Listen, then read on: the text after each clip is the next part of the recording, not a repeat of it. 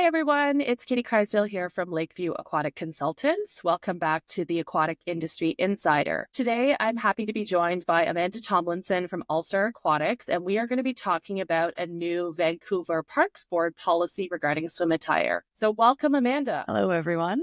My name is Amanda Tomlinson. I am a private lesson instructor specializing in teaching adults based in the Calgary area. And prior to that, I spent 20 years in a not-for-profit rec center environment. So I have experienced a lot of different swimsuit attires. So I'm excited to get into this with you today. It's funny, right? Because as a lifeguard, we've seen it all and everything we wish we hadn't seen and all shades in between. I should preface this conversation by saying we are not here to judge what people wear from a aesthetic perspective. More of a function perspective of how it's going to perform in the water. And swimsuits are super divisive, even culturally, I would say in North America, what people consider acceptable versus in a European pool setting or in a beach pool setting. There's all shades of swimwear. But this particular policy came across my desk back in July, and I saw it in a Google News alert.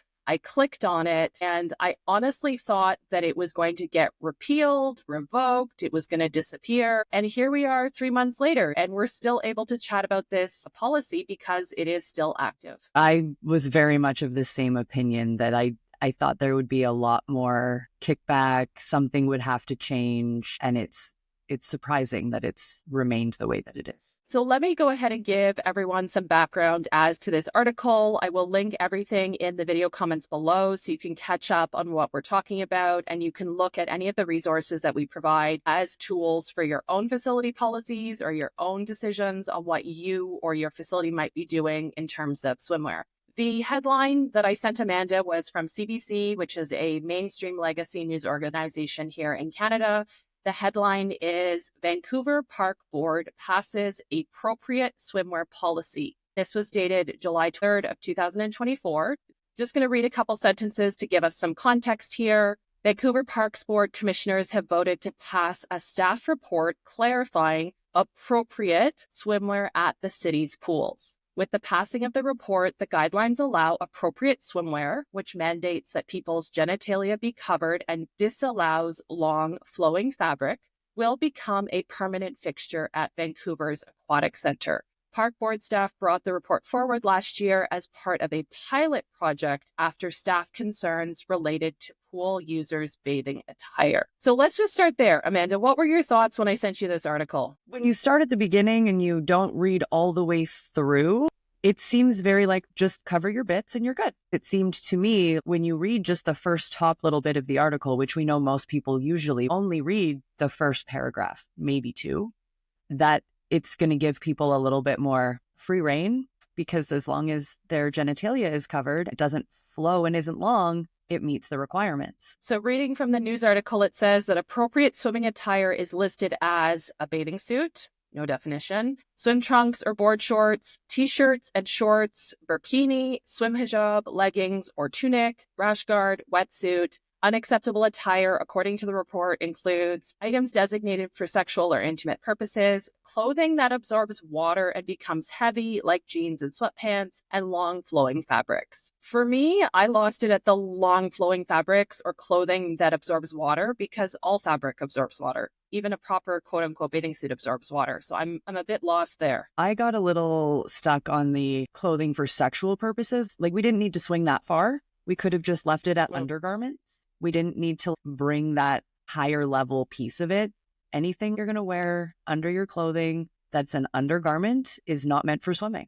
That's interesting that you connected with that, because I didn't see a purpose for even including that. In my experience as a lifeguard, people are not showing up in their Victoria's Secrets on the pool deck. They're showing up in their regular underwear. And that's simply because, speaking more for men that I've seen, they're coming from a hard workout and they're comfortable walking around or using a hot tub in their underwear, as opposed to women. And see, with my facility experience, sometimes we had people that were newer to the country. Sometimes they just didn't understand that a swimsuit was required. So I have seen a variety of very fun, frilly under things that have walked out onto the pool deck.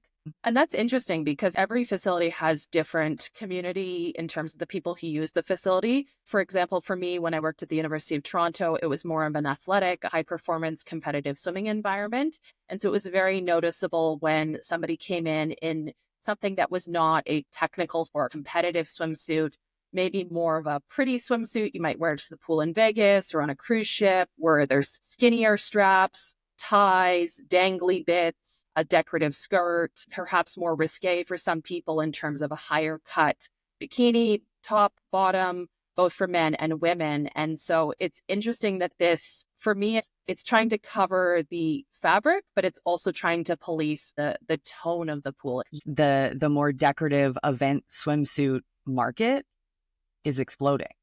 The other thing that draws me to the conclusion they were thinking of policing the behavior of people in the pool. The next line, the report clarifies that exposed breasts would be permitted for all people, but that swimwear must fully cover the genitalia. People have the right in Canada since 1997. There was a court case in Ontario that does not allow women to be limited from having an exposed chest versus a man. That's very controversial in some pools, and not every pool has a clear policy on this. But I find it interesting that they're doubling down on what is permitted, but then getting into the weeds of saying no clothing that absorbs water is safe to wear. Well, and I also think it's very interesting that when they reference that chests will be allowed to be visible, there's still a lot of people in this country that don't even know that that's okay. Back in 2022, I was working with a municipality that discreetly rolled out a topless policy. Their council came up with a policy reaffirming that it was allowed in preparation for what they thought was going to be sort of a swim-in type situation. They were fully versed legally on what the charter rights were in Canada. I was hired to assist with creating the training for the staff. In my research, I reached out to a number of pools in Ontario. I said, what are your policies to properly train staff about how to defend or support a patron who is topless as being allowed at your facility? And this person of an older generation said, well, we would never allow topless swimming just down the road from where the court case happened in Hamilton, Ontario. I find that very interesting that something that is just allowed is still very much, nope, we're just going to back away from that slowly. There's a couple of other points I want to make from this article. It was highlighting that this was after a 1-year pilot policy. It's described that administrative staff, so the people running the pools around Vancouver, had only received one piece of feedback during the 1-year pilot project. What are your thoughts on that? Did anyone know the pilot project was happening so that they could actually test the theory? Or is this a pilot program that nobody knew about and maybe the one person that had feedback is the one person that found it? That's what it says to me. Can you have a pilot running for a year that when you get this article is the first time you're hearing about it? Well, and I think to your point, pilot projects are important that they be identified as pilot projects in a way that people can meaningfully give feedback or try it out. But on the flip side, if you say, let's put up a signboard, we're doing a pilot project, it may not reflect the actual behaviors or habits of your users. But in something like this, I don't think somebody is going to go out and buy a skimpier bathing suit because of it, but they may be forced to go out and buy a more, quote, modest or a different brand of bathing suit because of something like this. And they may not go to the pool that often enough in their recreational life to have gone to the pool and noticed a change in just 12 months. Well, and when you say that, it brings up something else in my mind is that the people that are recreating at the pool regularly, that's not who this policy is for, because they have their Speedo, their Nike, their Jolene, their whatever swimsuit brand that's meant for their workout. I feel like this policy really only hits and is for the people that you're always going to be speaking to as a lifeguard at a pool.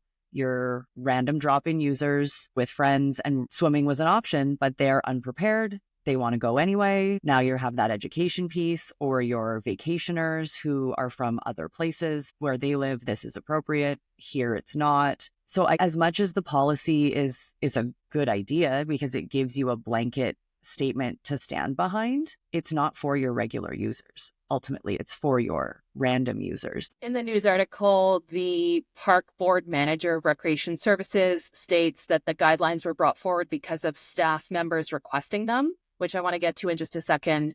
But he also highlighted that they took an equity-centered approach to creating the guidelines and wanted people of all sexual orientation, races, and genders to feel comfortable wearing what they consider appropriate. They consulted with 2S LGBTQ plus communities about their experience. But I see nowhere in this article or in the associated reports to the board, which we'll link in the video comments, about consulting cultural minorities, religious groups, whether it's Muslim women, Orthodox women, Hutterite women. With all due respect to making sure we're hitting our equity groups, I feel like there's some big gaps in what appears to have been their consultation process. And teaching adults, especially in my experience, I am working with a lot of newer Canadians. I am working with people who do swim in modesty swimwear. And that is one of the questions that we often have to go through, because even before they get started, they want to know, what am I allowed to swim in? And I run through a few options with them of what is available. What do they have currently? Is that going to be safe? A lot of them are coming in with the burkini style or the long sleeve rash guards. So they are coming in prepared. But it's still very much a piece of the puzzle that needs to be addressed, because if it's for religious or cultural reasons, you don't want to take away the access for these skills purely based on a religious or cultural reason, but you also don't want them to be unsafe.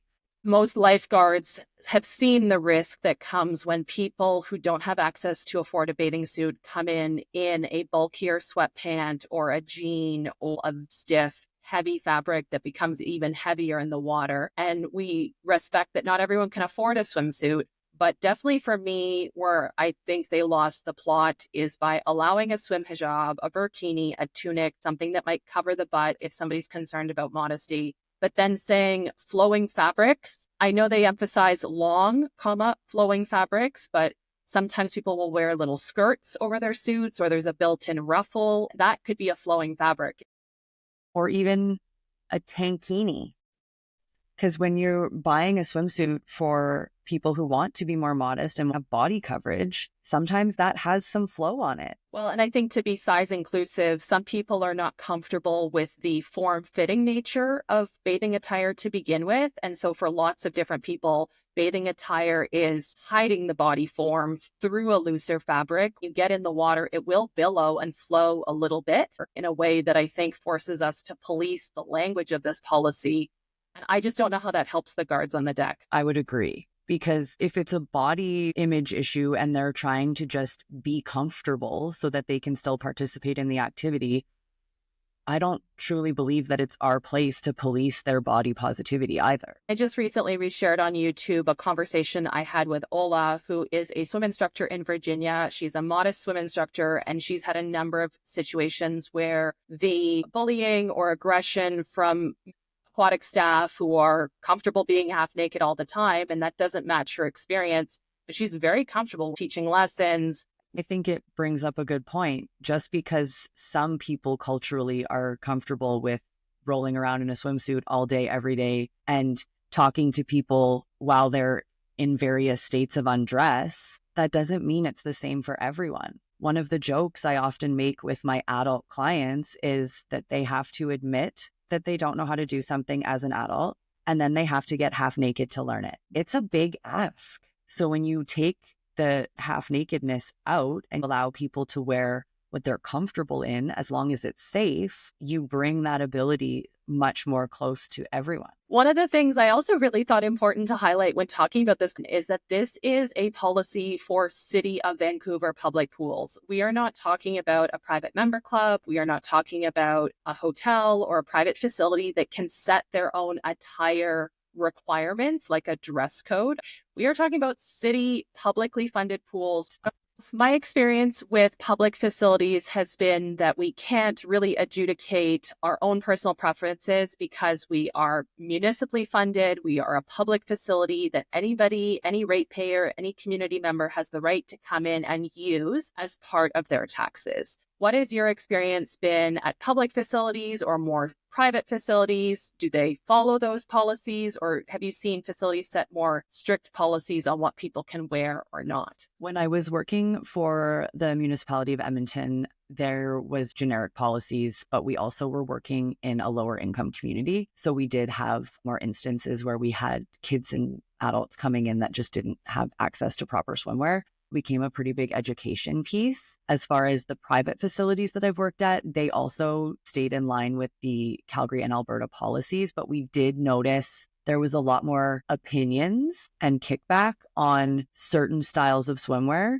And a lot of the kickback actually came in respect to hijabs or burkinis and the more modesty type swimwear that people would complain about the safety of the participant. And then that would give us an education piece to actually let them know, no, that actually is a proper swim attire. I find it really interesting that the article centers on the staff asking allegedly for this type of policy. And I find it really curious. We don't have the full story. Obviously, a lot happens behind the scene at facilities that doesn't make it into the news briefing or into a report to council or the board. But in my personal experience managing different facilities in Alberta and Ontario, I would get the one-off questions from a new guard, less confident walking towards somebody with something hanging out or letting them know the fabric has become see-through over many, many wears. But I personally have not experienced staff requesting a policy policing swimwear. Have you ever had something like that at your facility? No.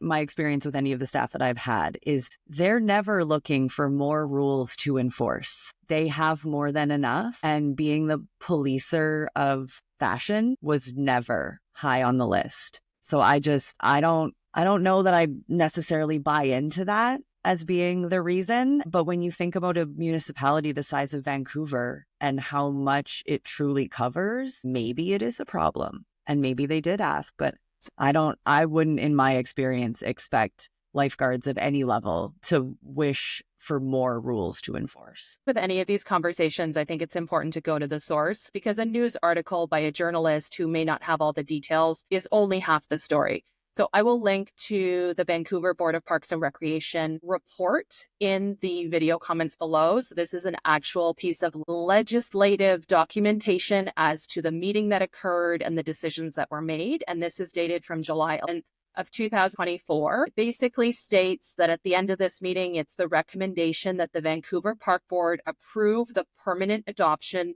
of the attire for swimming in public facilities policy, which was in a pilot status from 2023 to 2024. And then it goes into background, so the purpose and summary, that the policy was developed with the goal of supporting staff to determine acceptable attire for swimming in public facilities. These concerns included whether certain attire would present a risk to patrons, impeding their ability to remain safe in the water, and whether it would present a safety risk to lifeguards if a rescue was required. What do you think about that last part, Amanda? Well, that's interesting, because that is a piece that I can absolutely appreciate. That if you are going in after someone, you do not want to be getting caught on their long, flowy clothing. But again, it's a policing of fashion prior to the safety piece of the rescue. In my experience in municipal administration, you usually have to give a briefing or a background as to why you want something for council or the board to consider. So I would appreciate knowing what types of fabrics or swimwear or clothing the guards were actually encountering. I would love to know what kind of examples they physically saw as opposed to thought they might encounter. Well, I'm also interested to see if it's more so from the pools that are closer to a beach location. So they're coming off the beach or they're walking on one of the boardwalks. Maybe that's where it comes from. And it's not so much the indoor pools, because I know when I worked at outdoor pools, the swimmer was always very different, because sometimes you'd have people that would come to the outdoor pool and they'd be there all day with no intention of swimming. And then they would get so hot that they would just end up in the water. So maybe it's more the outdoor locations that were experiencing these issues. I would like to see where it originated from. Maybe you have the nugget of the origin, because further down in the board minutes, says, as per the Vancouver Charter, the Park Board has exclusive jurisdiction and control over all areas designated as permanent and temporary parks in the City of Vancouver, including any structures, programs, activities, fees, and improvements that occur within these parks. Splash parks, wading pools, all those new sort of aquatic environments that aren't truly a pool, that could have a big play in what's happening as well. I will link to the meeting minutes from April 2023, which is the source document. It's interesting to me. They cite in the decision to approve this policy permanently that they only had one piece of feedback. As we talked about earlier, one piece of feedback not only seems unrealistic, but at least in my municipal experience, when we're doing some sort of community outreach, would not be considered sufficient to make our decision binding. Bigger decisions I've been involved with, like to build a new pool, if you have a referendum or a plebiscite, one piece of feedback or one voter would not be considered enough. No, not enough at all. And I'm curious what the piece of feedback was. So the one piece of feedback came in through 311, which is a phone service in Canada where people can call in complaints or concerns to a call center about their municipality, and then it's directed to the appropriate department. So it didn't even take place at the site or with a guard or with aquatic staff. It showed one recreation feedback case from 2023. It's not dated. The feedback was regarding topless females and for the park board to mandate female patrons to cover their tops. So no feedback about the swim attire policy. It sounds like the article, in fact, misrepresented what that feedback was. It was not directly in support of the policy or contravening the policy. It was something that would never be included in the policy because of legal decisions that support the right for women to be topless. Essentially, that one person that provided feedback is going to be mad regardless because in their opinion, the City of Vancouver doubled down and said, no, you're absolutely allowed to do this. Further in the briefing, it said, in a recent survey, the majority of staff were happy with the current policy and in support of this becoming a permanent policy. Feedback from aquatic staff noted that the policy allowed for the support of staff and clarity of messaging when dealing with attire questions or issues. Overall, staff have not articulated any major concerns with the policy implementation. There's a lot of gaps there, in my opinion, with the way that's written. The language leaves it very vague on purpose. It just collectivizes the staff and their opinions without actually having a staff opinion present. Further down in the policy and procedure, it is embedded in the approval.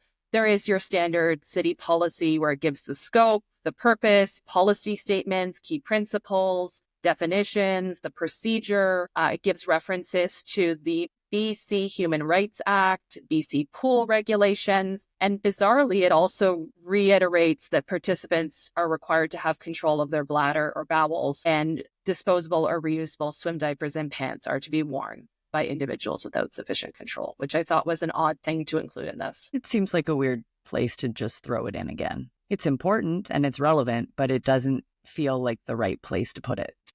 So we've been talking about the Vancouver Parks Board policy to have a specific swim attire requirement for City of Vancouver parks and pool areas. I want to mention briefly what they've put on the City of Vancouver guidelines for visiting pools. So this is the information that is available to anybody who is investigating a pool before they go. It provides guidance on what behaviors are permitted, rules for admission of different ages. They talk about how to register for programs, and it talks further about the policy, which it links to. Our policy defines appropriate swimwear as what other Canadians find as an acceptable level of tolerance in a family public swimming environment that includes maintaining full and appropriate coverage of genitals, which to me is completely not in line with anything we've been talking about so far.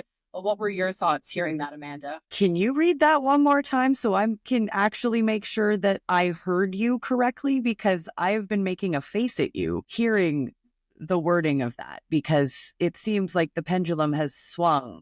So this is reading from the Vancouver.ca website as of October 2024. Under the swimwear policy, it states the attire for swimming in public aquatic facilities public policy, which was passed At the board meeting on April 24th, 2023, as a 1-year pilot, the policy is designed to provide our staff with guidance on managing park board pool operations and educating patrons about issues related to unsafe or inappropriate attire. The next paragraph states, our policy defines appropriate swimwear as, and then there's quotes with no source as to where this came from, what other Canadians find as an acceptable level of tolerance in a family public swimming environment that includes maintaining full and appropriate coverage of genitals. Okay, so I did hear that right. We have written a policy for appropriate swimwear, and then we are putting it back into the responsible mindset of the everyday Canadian. The everyday Canadian might have differing opinions on what is or is not appropriate. Your modesty swimmers who are going to want to be fully covered, regardless of color of their skin, ethnicity, race, religious preferences, they might think one thing, and their next door neighbors might be fully okay with everyone being naked all the time. The everyday Canadian's opinion is not a standard set. So why make the policy if you're just going to put it back on the average person? We've been talking about the City of Vancouver in British Columbia, which is one of the largest, most multiculturally diverse cities in Canada. We're not talking about Alberta. They are far more diverse than we are. And so the everyday Canadian, whether it's a second, third, fourth generation Canadian or someone who's Indigenous, those opinions are not going to be the same. The thing that gets me is maintaining full and appropriate coverage of genitals, which, if we're really going to split hairs here, European-style male swimsuits, banana hammocks make some people very uncomfortable, and yet it is a proper swimsuit attire, and how that definition might not even apply to some very mainstream brands of swimsuits that men might wear. Some people I used to work with who had not grown up in swim clubs, water polo, stuff like that, even they would be uncomfortable with a Speedo-style swimsuit. So the average Canadian's comfort level, depending on their exposure to certain aquatic sports, could be very different. I was trying to imagine, so I'm a guard on the deck, or maybe a beach lifeguard, I guess, since we're now talking parks in the City of Vancouver.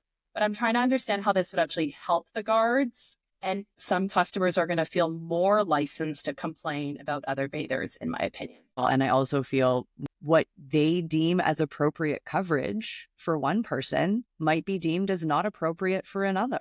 It's definitely controversial. The original article had 505 comments, and the comments were closed because they were very divisive, at least in the ones that I skimmed over. It's definitely something I'll be interested to see what happens in summer 2025. Nobody has challenged it. I tried doing a Google search to see if there was some sort of swim-in, sit-in, public debate about it. I can't find anything. It's interesting that they've turned the commenting off, because that's predicative of people not being for the change.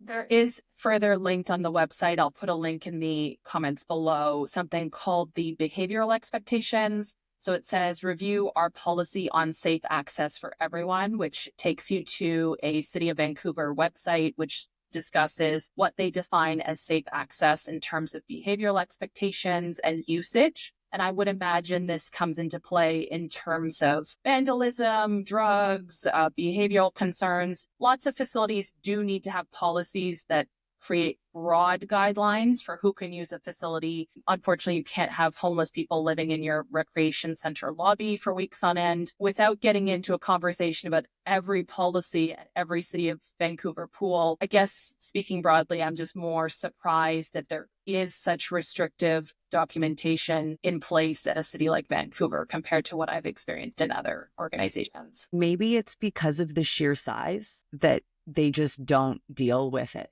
Because maybe it's the mentality of the city is such a big entity that they're not going to care about this little thing. So people don't even bother to bring it to their attention. Whereas in smaller municipalities, there's more of that community feeling and sense, and everyone's kind of in their business. So when you have a slightly smaller municipality pool, it might be easier for those squeaky wheels to get the grease. Whereas in a bigger center like Vancouver that has such a giant footprint, maybe those people don't even complain because they feel like the squeaky wheel isn't even going to be heard. In the scheme of things, you're right. There's so much going on. a lot of the policies I wrote or clients I've worked with, they're finding that they have to write is in reaction to a bad event or a bad situation. And so unfortunately, the reality is a lot of pools don't have fine-tuned policies until they have a problem that they need to break up. I'll be curious if people have thoughts on this policy, if they agree with us, they disagree. I think having a policy is great. It does provide that support that lifeguards need for enforcement,